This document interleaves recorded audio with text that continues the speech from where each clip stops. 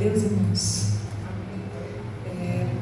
Vamos continuar, né? Hoje é o dia da sexta carta de Apocalipse. Podem abrir as Bíblias em Apocalipse, capítulo 3, versículo 7. 3, a partir do versículo 7.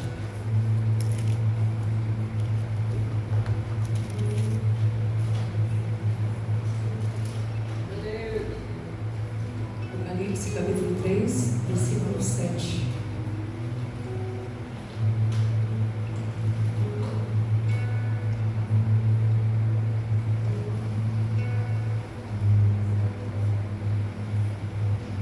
Glória a Deus. Amém, irmãos? Vamos ler juntos? Os irmãos me acompanham, aliás. Diz assim a palavra do Senhor. Travou? Capítulo 3, versículo 7. Do 7 até o 13. Diz assim a palavra do Senhor.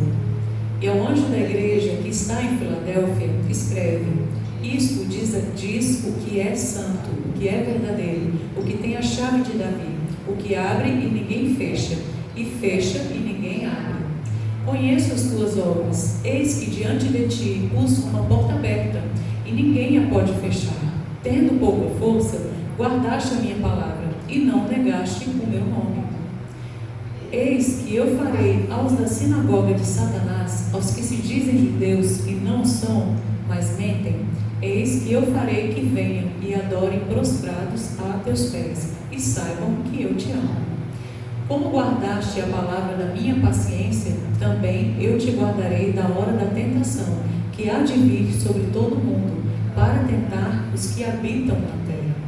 Eis que venho sem demora, guarda o que tens, para que ninguém tome a tua coroa. A quem vencer, eu farei coluna no templo do meu Deus, e dele nunca sairá. E escreverei sobre ele o nome do meu Deus, e o nome da cidade do meu Deus, a Nova Jerusalém, que desce do céu do meu Deus, e também o meu novo nome. Quem tem ouvidos, ouça o que o Espírito diz às igrejas. Amém? Podem se assentar. Estamos aqui, queridos, hoje no sexto dia, né, da série. É a sexta carta de Apocalipse que nós estamos aqui tratando tem alguns dias. E hoje nós falaremos sobre a igreja, a carta destinada à igreja de Filadélfia. E o tema, né, da ministração dessa noite é Filadélfia, a igreja fiel. Amém? A igreja de Filadélfia, a cidade, na verdade, né, de Filadélfia, ficava a 64 quilômetros da cidade de Sardes. Hoje, essa cidade também fica situada atualmente na região da Turquia, né? E essa cidade foi controlada, ela foi construída, aliás, numa região montanhosa. E essa região montanhosa permitia controlar rotas comerciais. Então, era uma cidade próspera no comércio, na cultura, né? Era considerada como se fosse uma segunda cidade de Atenas. Então, era bem vista, né? Era bem colocada socialmente, culturalmente. Ela se destacava também pela questão da religião, né? Naquele tempo, né, no contexto histórico, havia sim a adoração a divindades, né, aos deuses gregos daquele tempo. Então, só para situar os irmãos no contexto histórico aqui dessa cidade. Por estar situada em uma região montanhosa, a cidade de Filadélfia sofria muito com terremotos. Então, assim, isso não foi detalhado em nenhuma outra cidade, né? Eles sofriam muito com terremotos, então eram muito fortes, quando vinham, destruíam tudo. Então, já eram, algumas pessoas eram tão fortes os terremotos, que alguns optaram por não construir ali na cidade, mas moravam no lado de fora, nos campos, né? Para não sofrerem tantos prejuízos e danos. E ali teve um certo tempo que a cidade ficou completamente destruída e o imperador romano, Tibério, ele teve que ajudar, né, a reconstruir, a levantar essa cidade. E por algum tempo ele livrou ali as pessoas dos impostos e foi honrado, né, por isso. Então, queridos, durante algum período essa cidade se tornou ali destaque por conta dos cristãos. Mas sempre havia ali a sinagoga dos judeus, que não acreditavam em Cristo, e haviam ali essa adoração, né, aos outros deuses, aos deuses gregos. Então, só para situar os irmãos nesse contexto histórico ali da igreja, né, da cidade de Filadélfia. E o nome Filadélfia vem do grego e ele significa amor fraternal ou amor pelos irmãos. Então, cada igreja que nós vimos aqui tem um significado que condiz com o que ela representava, né? E a gente analisando aqui a carta à igreja de Filadélfia, com exceção de Esmirna, né, que também recebeu uma palavra de elogio, né, uma palavra boa da parte do Senhor, a igreja de Filadélfia não recebeu nenhuma condenação, nenhum conserto, né, nenhum tipo de conserto por parte ali do Senhor. Então, realmente era uma igreja que se destacava pelo seu nome, como amor fraternal, amor pelos irmãos.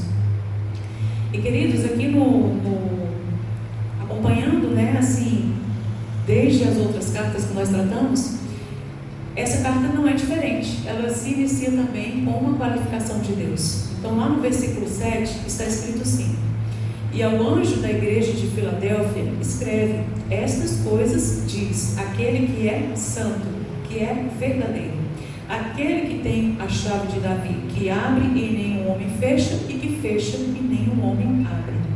Então o Senhor inicia essa carta colocando a sua qualificação como santo, apresentando-se como verdadeiro. Então aqui o Senhor está dizendo: eu sou Deus verdadeiro, eu sou santo.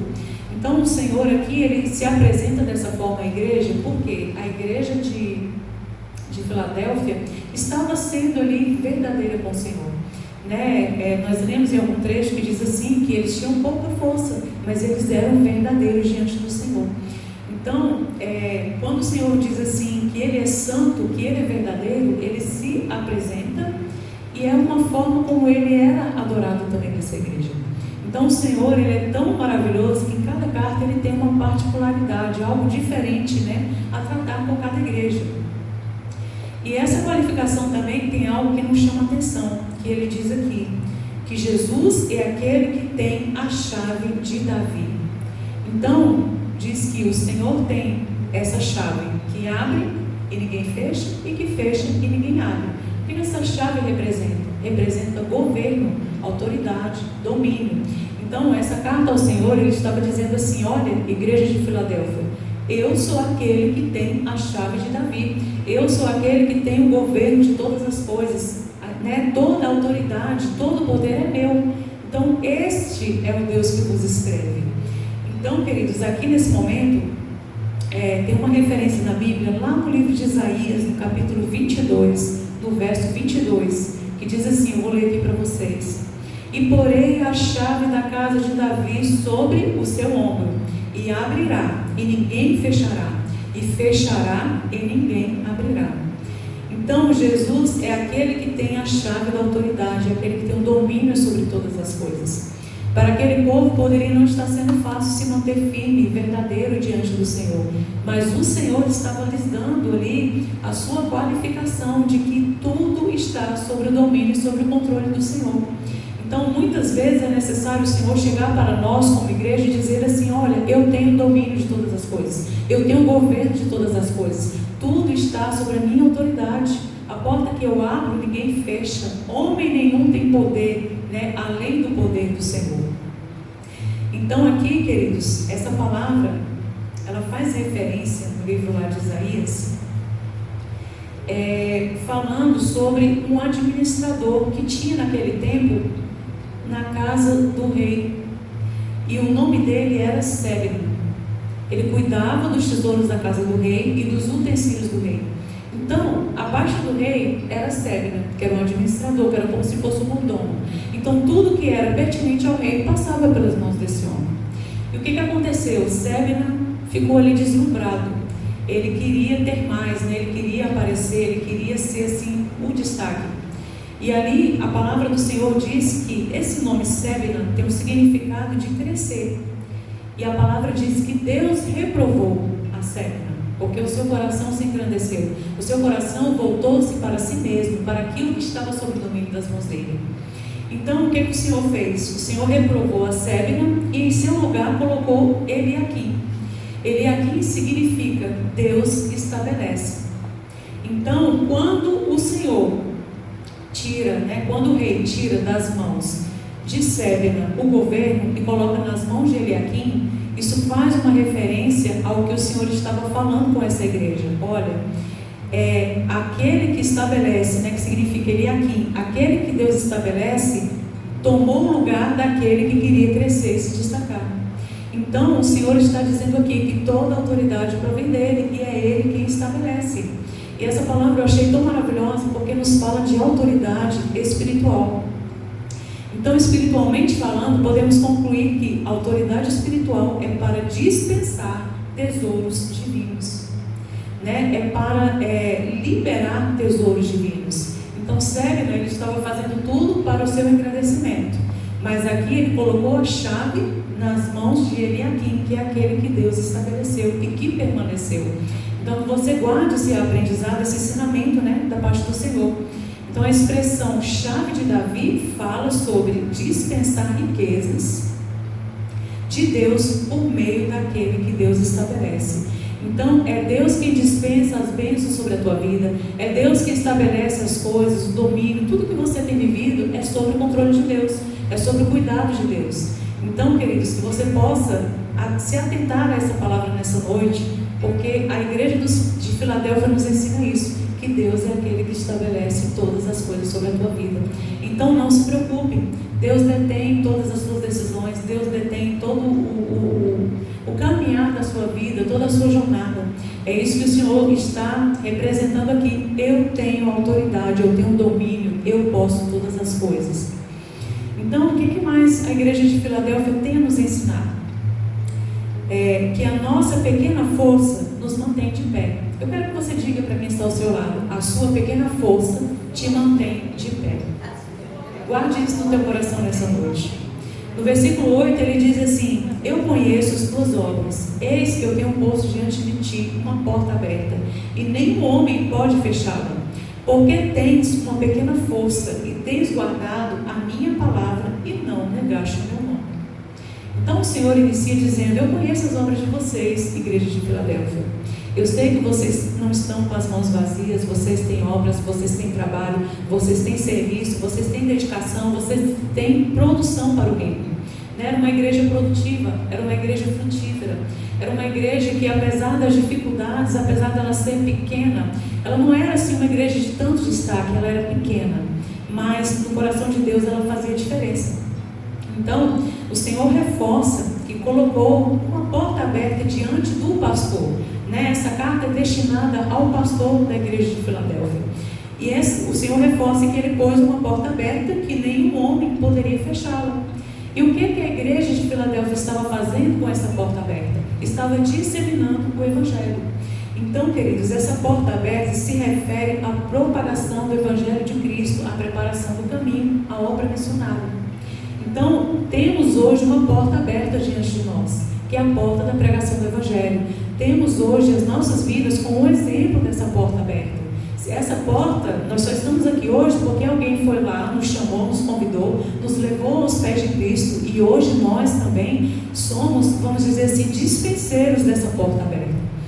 Então o Senhor estava falando aqui: vocês têm uma porta aberta e ninguém pode fechar.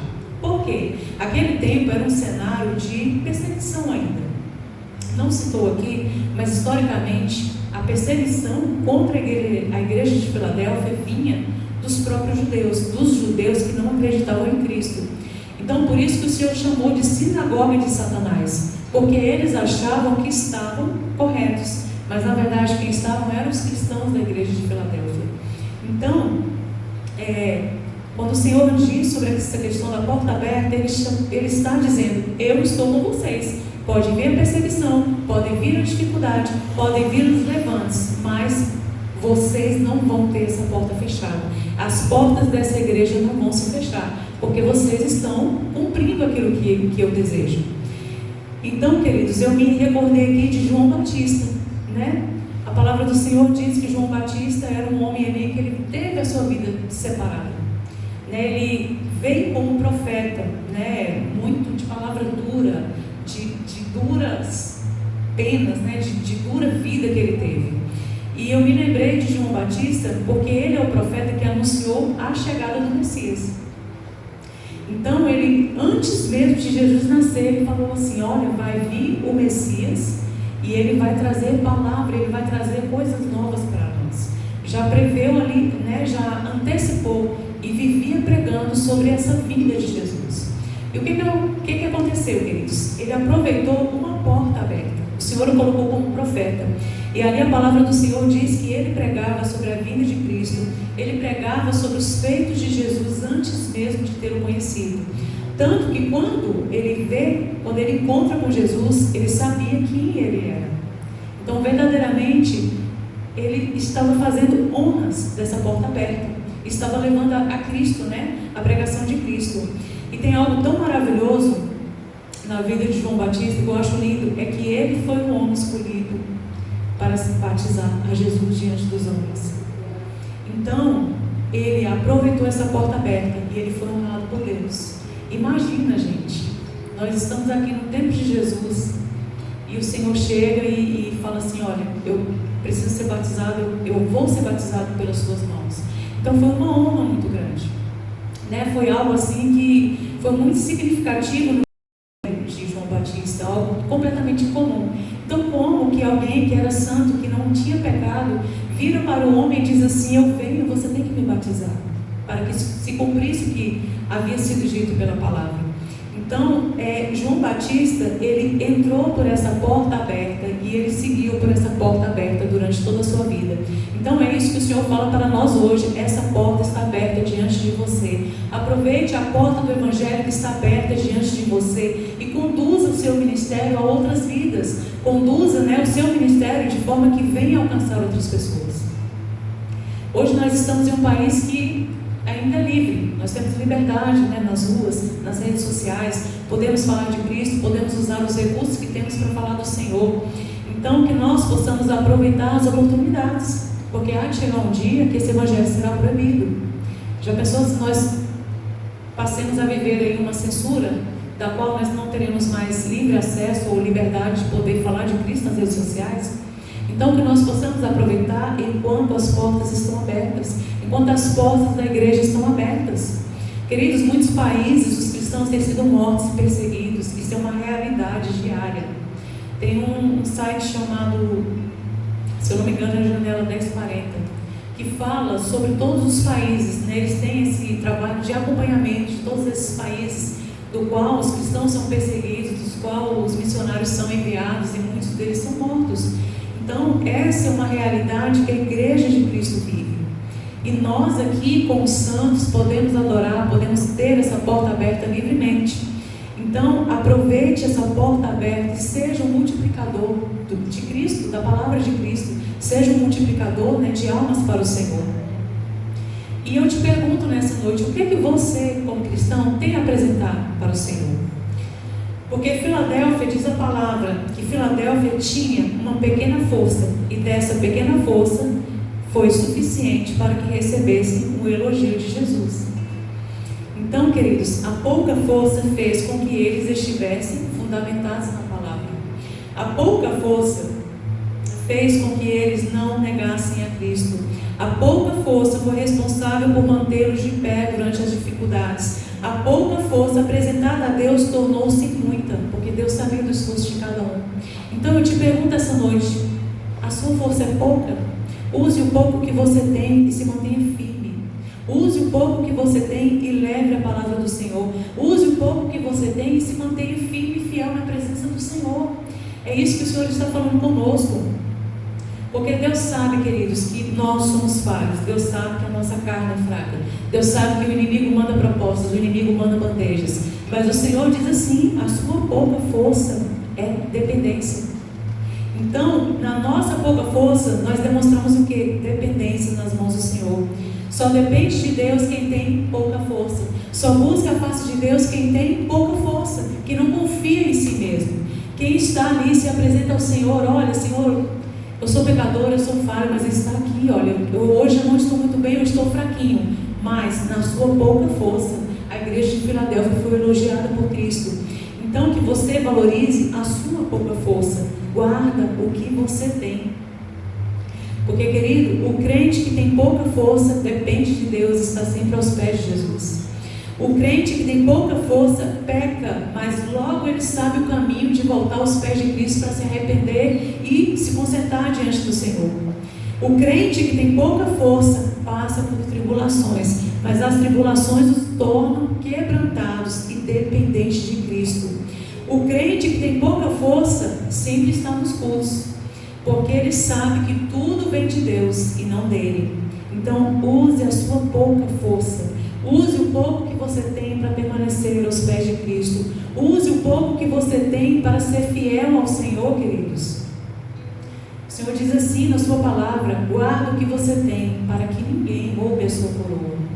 Guarda o que você tem. Guarda o que há no seu coração. Guarda o seu amor por Cristo, a sua renúncia. Sabe, ofereça ao Senhor a sua renúncia, ofereça ao Senhor a sua vida, a sua oração, ofereça ao Senhor a sua vida, queridos. Guarde o que você tem, para que ninguém roube o que você tem. Não negue o nome de Cristo. Não tenha uma vida dupla. Porque aqui no início diz assim: aquele que é verdadeiro. E os cristãos de Filadélfia eram verdadeiros, porque olha, nós temos pouca força, mas nós permanecemos fiel. Então, que você guarde essa palavra no teu coração, queridos. Deus, Ele te chamou para que você usasse a sua pouca força em favor do Evangelho, em favor dessa porta que está aberta, em favor mesmo da tua vida, da tua salvação. O que mais que a igreja de Filadélfia tem a nos ensinar? Que Deus, que Jesus ama a igreja fiel. No versículo 9 diz assim: eis que eu farei aos da sinagoga de Satanás, aos que dizem ser judeus e não são, mas mentem, eis que eu farei com que venham e adorem diante de teus pés e saibam que eu te amo.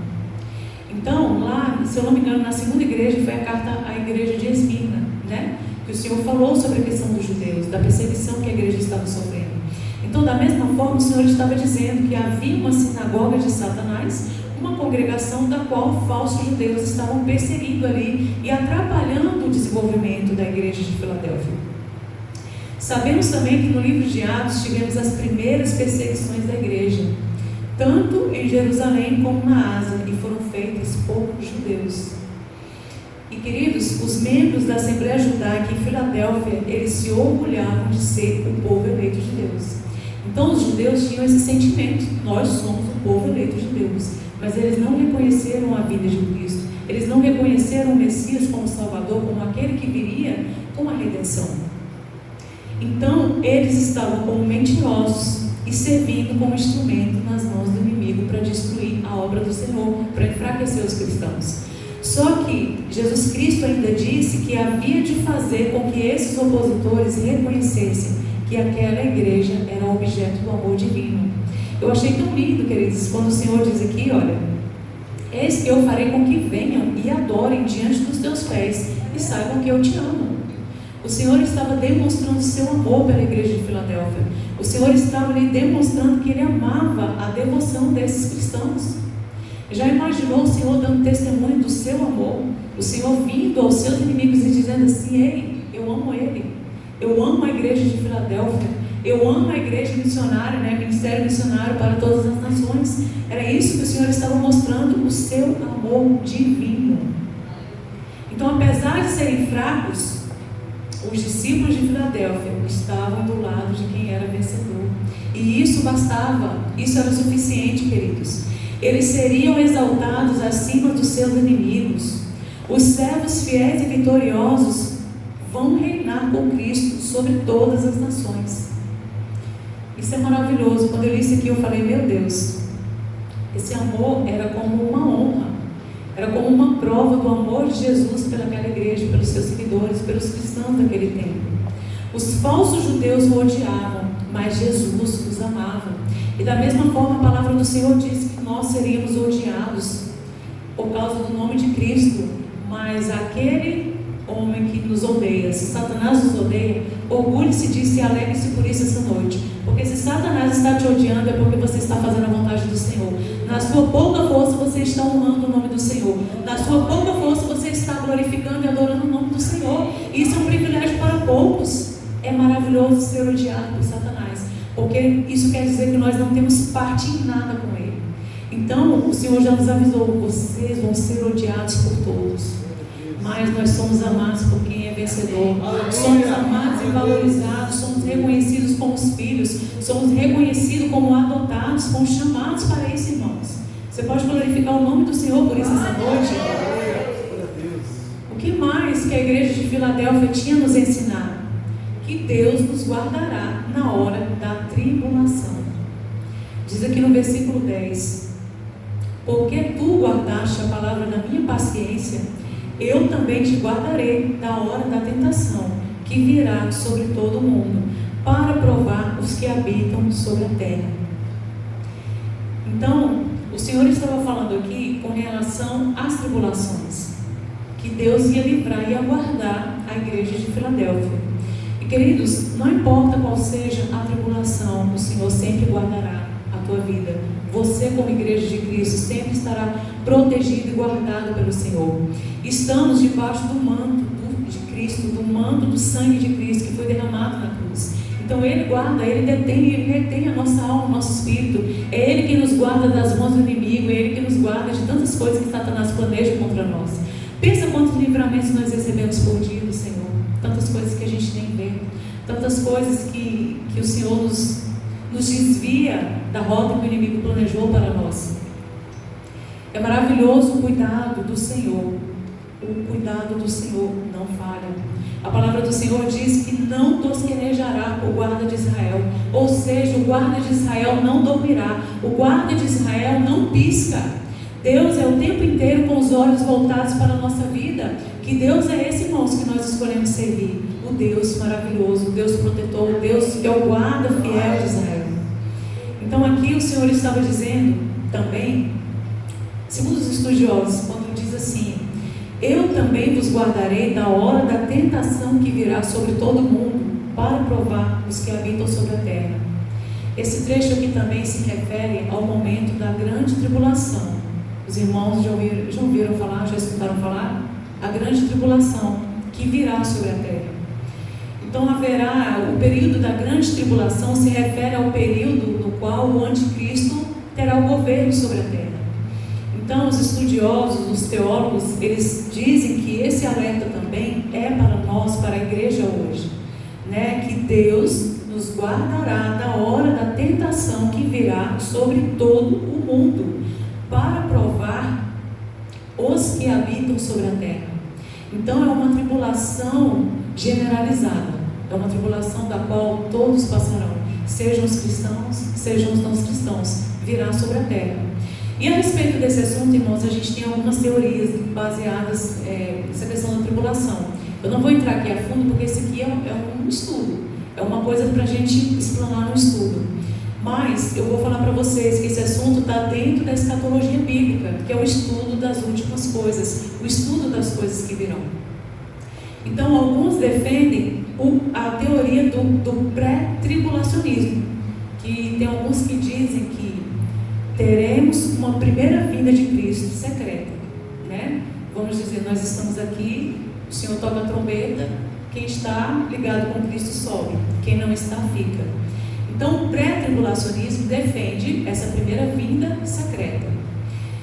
E defende depois uma segunda vinda, no período da grande tribulação, que seria a vinda de Cristo, da qual todo olho o verá. Então, esse é uma das escolas, né, que defendem a volta de Cristo. A segunda teoria é a do meso-tribulacionismo, que defende que a igreja vai ser arrebatada no meio da grande tribulação. Então, alguns acreditam que nós, todos cristãos, passaremos pela grande tribulação. E durante algum tempo ali, sobre a decisão do Senhor, Ele virá e todo olho verá o momento em que seremos arrebatados. E a terceira teoria é sobre o pós-tribulacionismo, que defende que o arrebatamento e a segunda vinda de Cristo tratam-se de um único evento também no meio da grande tribulação. Então não precisa ser ali durante os 7 anos, porque a palavra nos diz assim, que haverá um período da grande tribulação, e esse período durará 7 anos. Os primeiros 3 anos e meio serão de um governo de paz, do qual o anticristo virá, se apresentará como alguém do qual irá resolver as soluções, né? Irá resolver as questões, alguém que vai ser muito bom. E ali, dos 3 anos e meio em diante, ele vai se revelar e vai revelar o seu propósito para o qual ele veio. Então, queridos, esses são alguns, né, das visões que a gente tem a respeito desse assunto. Isso aqui realmente é para tratar no estudo, numa escola bíblica, que é para aprofundar, para a gente mostrar as referências bíblicas. Então, se o Senhor está dizendo sobre esse período que virá, o Senhor está dizendo para nós essa noite que Ele nos guardará desse momento. Então, independente se o Senhor virá de forma secreta, se o Senhor virá, se nós passaremos ali durante a grande tribulação, né? A grande tribulação custará a nossa vida. A grande tribulação custará a sua vida, né? O seu sangue, a escolha.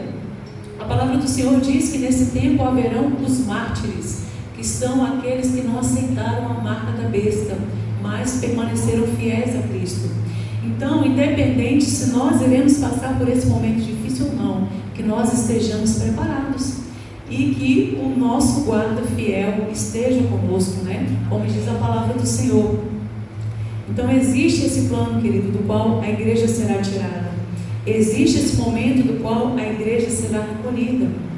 Independente se é o pré, se é meso, se é no fim, se é o pós-tribulação, que nós possamos estar preparados, porque Cristo, dia após dia, Ele vem e busca alguém. Dia após dia, Ele vem e chama alguém. Então, muitos se acomodam nessa teoria do pós. O Senhor vai vir só na grande tribulação. Não estamos vivendo ela ainda. E se acomoda, né? Vive ao bel prazer. Outros já pensam assim, que tem que estar, né, ligado agora, porque Jesus vai voltar a qualquer momento. Então, independente de qual seja a visão, que nós estejamos sim preparados, porque Jesus pode voltar para nós a qualquer momento, individualmente. Jesus pode chamar o nosso nome e nos levar para perto. Então, a palavra do Senhor diz que a vinda dele será como nos dias de Noé. Noé estava ali avisando a todos, Noé estava ali construindo aquela arca, estava sendo chamado de louco, e veio o dilúvio e matou a todos. Então, queridos, no fim, independente, né, das teorias, o Senhor, Ele se manifestará e a sua palavra se cumprirá em verdade, e que nós possamos estar nessa posição como a igreja de Filadélfia, de obediência, de perseverança.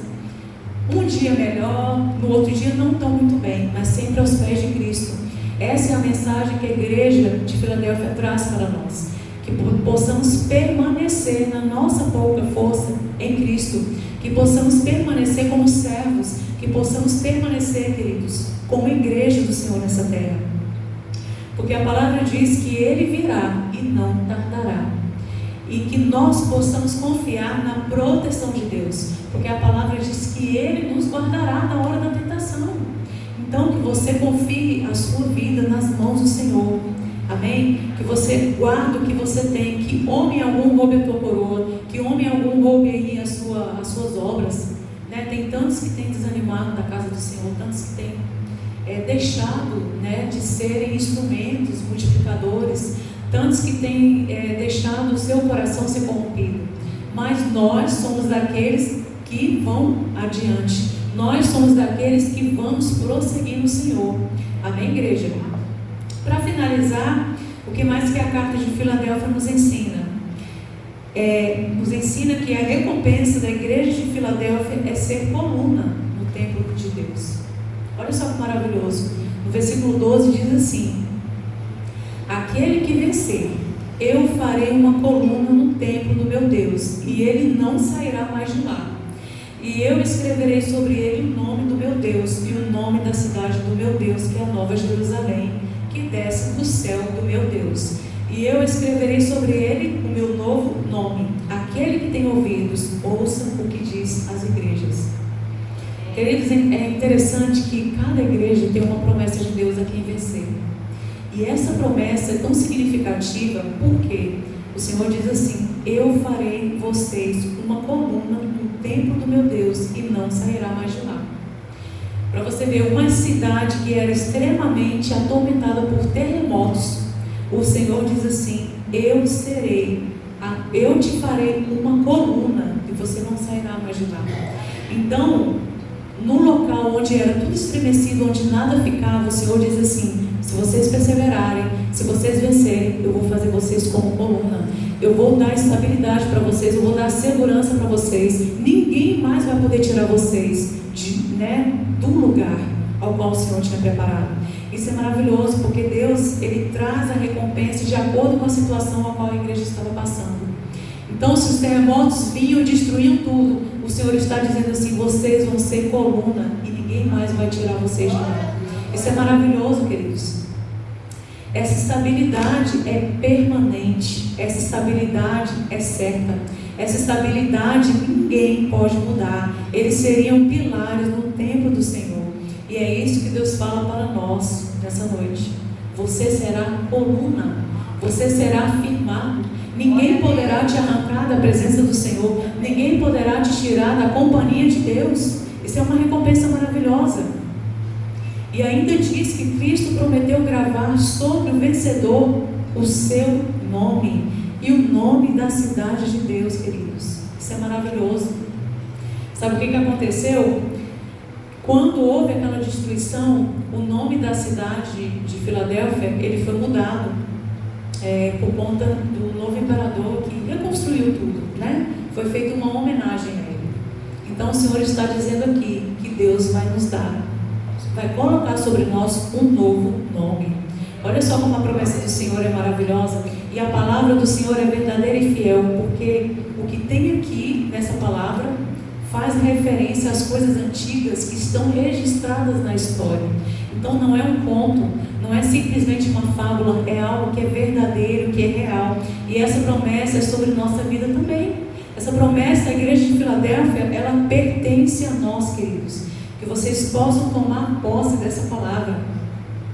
Segundo os estudos, a igreja de Filadélfia foi a única que prevaleceu por todos os anos, ela prevalece até hoje. Então hoje ela é situada, não é que existe a mesma igreja, daquele tempo, mas o que o Senhor quer dizer é o seguinte: é que eles permaneceram, as suas obras permaneceram, e até hoje temos cristãos na Turquia. Então a palavra do Senhor é uma promessa a se cumprir também sobre nós como igreja de Cristo. Você é Filadélfia, amém? Você é Filadélfia. Na sua pouca força você vem ao culto, na sua pouca força você tira ali o seu momento com Deus, você faz o seu jejum, você faz a leitura da palavra. O Senhor, queridos, Ele está atrás de uma igreja fiel e perseverante, como a igreja de Filadélfia. Eu te convido a ficar de pé nesse momento.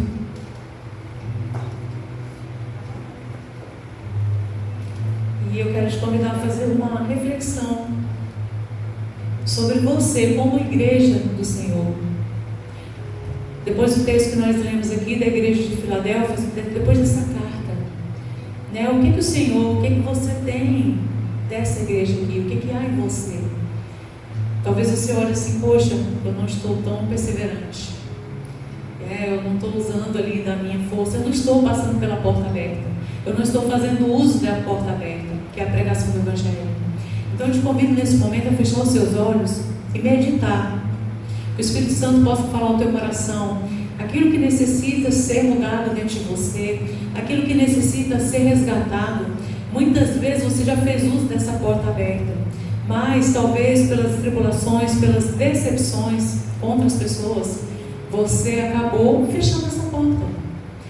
O Senhor permitiu que essa porta fosse fechada, e hoje você já não segue ao Senhor com tanta intensidade. Hoje você já não prega o Evangelho com tanta intensidade. Hoje você já não se vê mais como instrumento de Deus. Então eu te convido nesse momento a fazer uma oração, e que o Espírito Santo possa tocar no teu coração, que o Espírito Santo possa usar a tua pouca força na obra dele, que a tua pouca força venha sustentar você, venha sustentar a sua família. Muitos das nossas casas são abençoados porque na nossa pouca força nós prevalecemos na presença do Senhor e nós buscamos a Deus por eles. Então seja você esse instrumento de Deus, seja você um canal de bênçãos na tua família, seja você um canal do qual vai levar o nome de Cristo a esse povo que precisa. Meu Deus e meu Pai, eu te apresento, Senhor, a tua igreja nessa noite. Eu te apresento, meu Deus, a cada um, Pai. O Senhor conhece a cada um. o Senhor sabe o nome de cada um. Assim como o Senhor conhecia, meu Deus, as obras da igreja de Filadélfia, que o Senhor nos dê a conhecer, meu Deus, essa noite. Que o Senhor venha sondar os nossos corações e venha conhecer as nossas obras. Que o Senhor venha sondar os nossos corações e venha ver, meu Deus, a nossa pouca força. Que o Senhor possa encontrar perseverança, que o Senhor possa encontrar fidelidade, meu Pai. Em nome de Jesus, eu peço a Tua bênção sobre esta igreja nessa noite. Eu peço a Tua bênção, Pai. Que o Senhor possa, meu Deus, colocar assim essa porta aberta. E homem algum, nenhum homem tem poder para fechá-la. Que o Senhor possa, meu Deus, honrar, meu Pai, a vida dos Teus filhos. Que o Senhor possa honrar, meu Pai, a fé de cada um. Que o Senhor possa, meu Deus, em nome de Jesus, fortalecer aqueles que estão fracos. Fortalece, meu Deus, os Teus filhos, Pai. Levanta com autoridade, com poder sobre essa terra. Usa, Senhor, como flecha, meu Pai, que acerta o alvo, como flecha, Senhor, que é determinada a alcançar as vidas e alcançar as almas. Em nome de Jesus, Pai, eu te apresento, Senhor, a vida de cada um aqui nessa noite. Te peço, Pai, um renovo espiritual sobre cada um. Te peço, meu Deus, um reconhecimento do esforço de cada um. Deus, nós temos sim os nossos erros, temos sim os nossos pecados, as nossas falhas, mas nós nos rendemos aos Teus pés. Estamos diante de Ti nessa noite, Pai, como igreja, como servos. Nós dependemos do Senhor. Deus, eu Te agradeço, porque mais uma vez o Senhor prova o Seu amor para conosco. Mais uma vez o Senhor prova a Tua bondade, a Tua misericórdia sobre nós nessa noite, quando o Senhor nos alerta por meio da Tua palavra.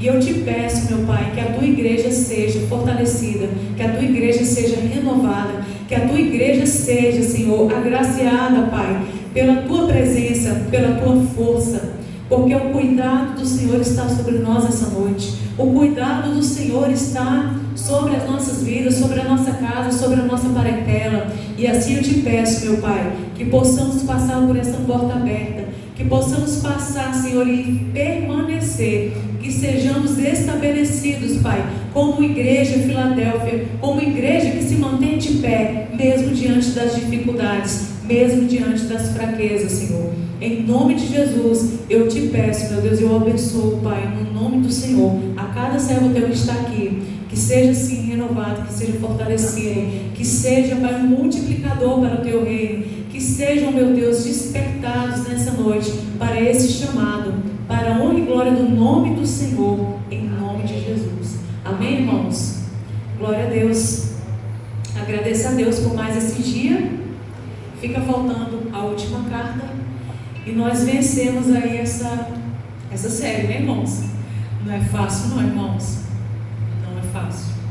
Apocalipse é um livro assim que você tem que ler, você tem que buscar outras fontes, tem que estudar. Mas Deus nos dá graça, porque Ele nos deixou a graça, nos deixou a palavra. É Ele quem nos dá entendimento, é Ele quem nos dá sabedoria. E eu só peço ao Senhor que abençoe vocês. Eu agradeço a oportunidade essa noite, que Deus abençoe a cada um. Amém? Glória a Deus.